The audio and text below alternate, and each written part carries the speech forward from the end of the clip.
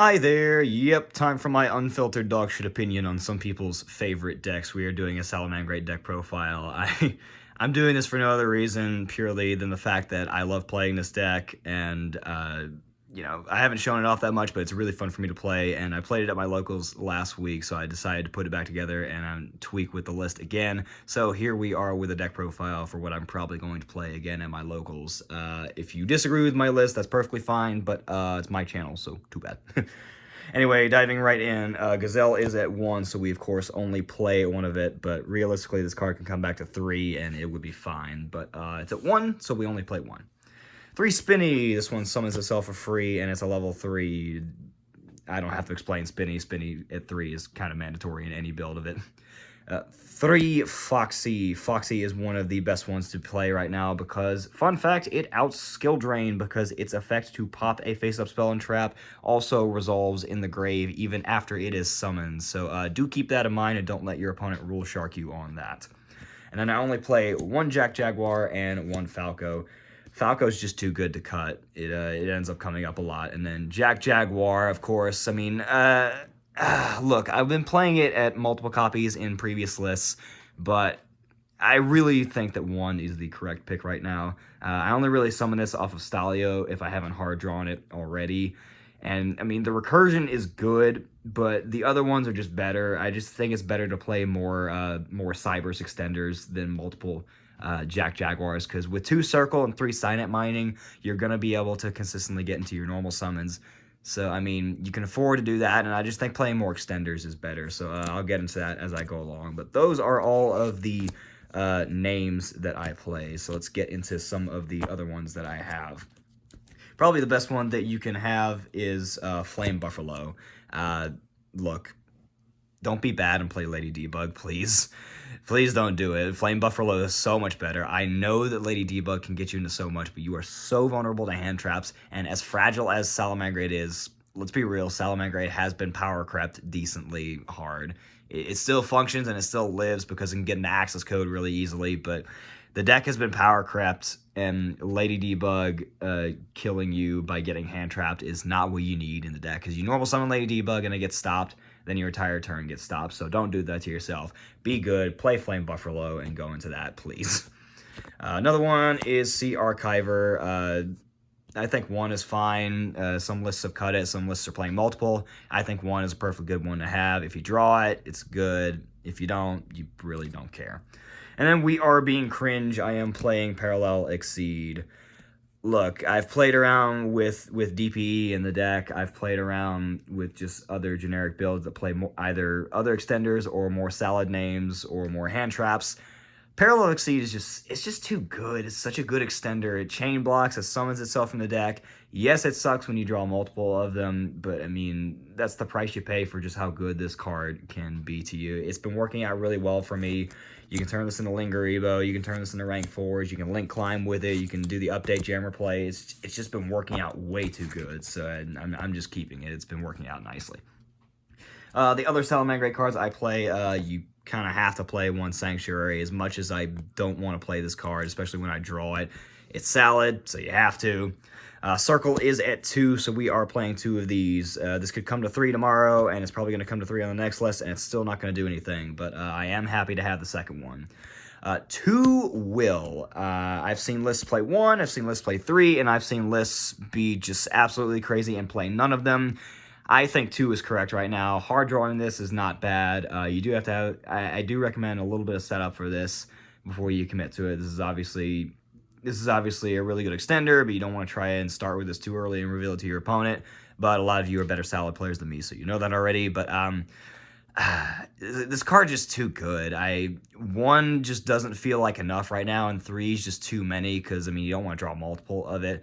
But 2 has just been working out, so I like that. That's the ratio I like. It's completely up to you.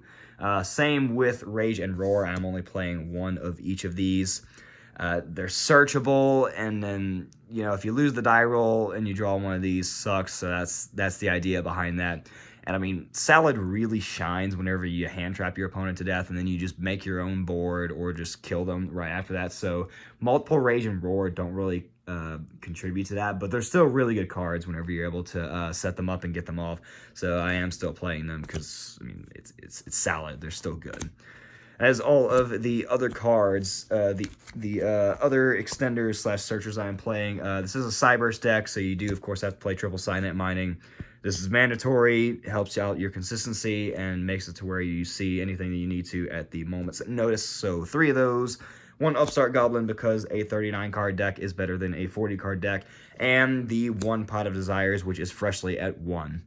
I know some of you are thinking, why are you playing Parallel Exceed if you were playing Desires? And the answer is simple. Pot of Desires is at 1, so it is your Saki 1 of. And yes, it does suck when you banish multiple Parallel Exceeds off of Pot of Desires, but you really don't care if you're getting more cards, if we're being real. And if you only summon 1 Parallel Exceed off of its effect instead of summoning another one from the deck, sucks, but I mean, who really cares? You can still link climb with it, still handy to be able to have. So I really don't care. Just having more cards in general helps you out more than not. So Desires works, and you can always side it out. Matter of fact, I usually do side it out with something because of something else in my side deck, but I'll get to that in a moment. Onto the hand traps and the other tech that I am playing. Ash Blossom is, of course, pretty much mandatory and solid. You can recur it. It's good in any deck, against any deck. It's Ash Blossom. I don't have to explain that one too thoroughly. 2 Ghost Bell. Ghost Bell is really, really good this format. Didn't want 3 of it, though, so I felt that 2 was the correct number because I wanted to make room for Lancia. Main decking Lancia right now, I just think is really, really good, especially for my local because of all this going around. 2 Cosmic Cyclone. I would only do this if you're really, really worried about matchups like just back row decks like Outledge, Flunder. If you can snipe the Dreaming Town while you're going second, that'll really, really help you out. If you're not really worried about those matchups, if you're going to a bigger event where you're expecting more meta, like a Sword Soul or Invoked, then you can maybe get away with not playing this. In fact, you'd probably be fine not playing this. But just for my local and for fear of back row decks, I'm just playing this. So if you feel that same way, then play 2 Cosmic. Otherwise, you can play 2 other hand traps or 2 other extenders. Like I've seen deck builds that are pretty similar to this, except they main deck Nibiru. They play stuff like 1-for-1 and 4-med Skipper, which I considered, but I just didn't think I need because of all the other stuff I played. And then the other hand traps I am playing are 3 Imperm. Imperm is good this format. If you want to substitute for more hand traps or more extenders for any of these, this is up to personal preference. This is just what I'm playing because of what I'm worried about at both my local and what this deck can and cannot do. So that is what I have. That is the main deck, 40 cards, 39 technically because of Upstart Goblin, but yeah, whatever. Side deck, let me show you some of the stuff that I was talking about. We have the 2 Nibiru. I'm not playing 3 because I made room for other stuff. And I do have the Crossout Designator. Crossout really needs the correct both format and deck to be able to function properly, and I think that Salamangreat is it. I have done this in matches before. I've sided it in for game 2, and it did exactly what I wanted it to. I sided in the Nibirus and the Crossout. I was going to get Nibiru when I was going for game against my opponent, but I had the Crossout. I cross out Nibiru, and I proceeded to kill my opponent because they had nothing else going for them. When it works, it works. It's really, really good. So if you have the space / the budget for that, I would really recommend that because it really works out, especially for this deck. Other cards, if you can afford Forbidden Droplets, Salad is a really good match for that. You can set up your graveyard, you can turn off your opponent's board so that you are able to play the games. Droplet is just, if you can get it, then use it. Other back row hate that I have, we have the 1 Duster and the 1 Reboot. With the 2 Cosmic in the main, and then these, I figured, should be okay. I could probably stand to have more for my local, but I think this is fine as is. 2 different Dimension Ground. I saw this having a little bit of a resurgence in some lists of different decks, and I have to say I kind of agree. You can just skip your opponent's turn with this, because, I mean, how many decks are going around right now where they don't want to load up their Banished Stone with monsters? The only deck that really doesn't care is Flunder, and, I mean, your deck should generally be fine against that anyway, unless they just, sack you, which generally ends up happening. I hate Dimension Shifter, if you can't tell. But different Dimension Ground is just insane. You can end your opponent's turn with this and then go for game. And then finally, Ice Dragon's Prison is also an insane card this format, so I decided to side that as well, because you can just blow certain decks out with this. And if not, it's just a free special summon anyway, so it's really, really good. Then the extra deck, here's where it always gets funny and salad, because there are stuff that you are required to play, but then you have a few flex spots that you have. The extra deck space for this is really, really tight, so let's get into it, and let me show you what I've done with mine. Mandatory is 3 Balinks and 3 Sunlight Wolf. I thankfully have not seen any Salamangreat lists crazy enough to only play 2 of these in a long time. If you are doing that, please get help, because I guarantee you're going to go into all 3 in most of your matches. 2 Heat Leo feels standard, but I did try to cut them last week, and look, if you're going to a more meta-heavy event, I would say you can get away with not playing Heat Leo. Matter of fact, one of the lists that I remember recently is a list that got first place at, I believe it was a case tournament, and they did it playing Salamangreat, and they were not playing Heat Leo. If you're going to a more meta-heavy event, stuff like Sword Soul, or you know, Invoked, any of the other big meta contenders right now. If you're going to an event with more of those, you can get away with not playing Heat Leo. I tried that at my local, and if you have a lot of back row at your local, then you need Heat Leo. I immediately put this back in because I forgot who the hell I am playing against at my locals. It's set 5 pass and all that crap. So I need the Heat Leo. You can get away with not playing Heat Leo, which I think is correct if you are not worried about any back row matchups. But for my local, I need to Heat Leo. If you're not playing Heat Leo, you can get away with stuff like I'm not playing Appaloosa, which I really wish I was, because it helps protect you turn 3 into going into your access code. It stops your opponent from using Nibiru against you.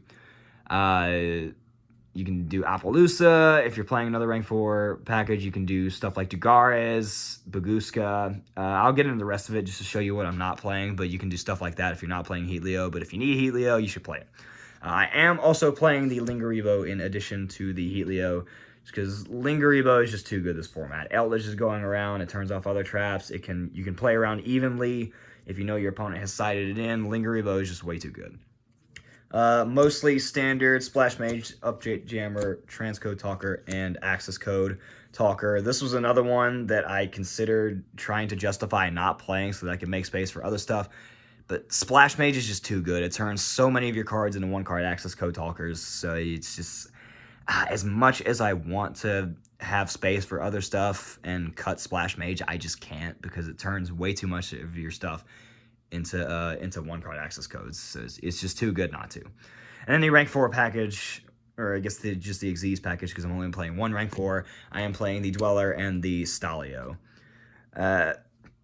Look, I understand that when you play Exceed, you're expecting more rank 4s within the deck, but you really don't need that many if you're not expecting too much out of some of your matchups. What I mean by that is, with the rest of the deck space here, this is why I was talking about cutting Heat Leo, so that I could play other stuff like Baguska, Dugares, Appaloosa. I really wanted to be able to, but these are too important for my local, and this, as I just explained, is just too good to getting into 1-card access code talkers. So I really only have space for 1 rank 4, because Stalio is... it's Salamangreat, it's mandatory. So I really only have space for 1 rank 4 with the Exceed package, and I just think Abyss Dweller is the best one right now. If you can only pick one, then right now I would do Abyss Dweller. Otherwise, depending on your local, then I would do something like Baguska. And if you can make room for other stuff, I desperately tried to make room for Dugares in this, because Dugares is just so good. Draw 2, discard 1. You find more of your hand traps. You load up your graveyard more. If not, it can bait out a hand trap. I desperately tried to find space for that because it's so good, but I just couldn't justify it. So again, if you only have room to pick 1 rank 4, then Abyss Dweller should be it. But again, that's up to you. That depends on your local and your scene. But for me, Abyss Dweller is just too good. I mean, this ends Prank Kid's turn. It can hurt Invoked. It hurts Sword Soul. Completely turns off their Tenyi engine. As a matter of fact, Dweller is just too good right now. If you can only pick one, then just do that. And that is the deck. As I said, a lot of cringe here, but hopefully a lot of funny stuff that ends up working out. That is what I am working with. And yeah, that's about all I got for you. Let's see how it works for me this next upcoming local. And that's where I'll call it. Have a good rest of the day.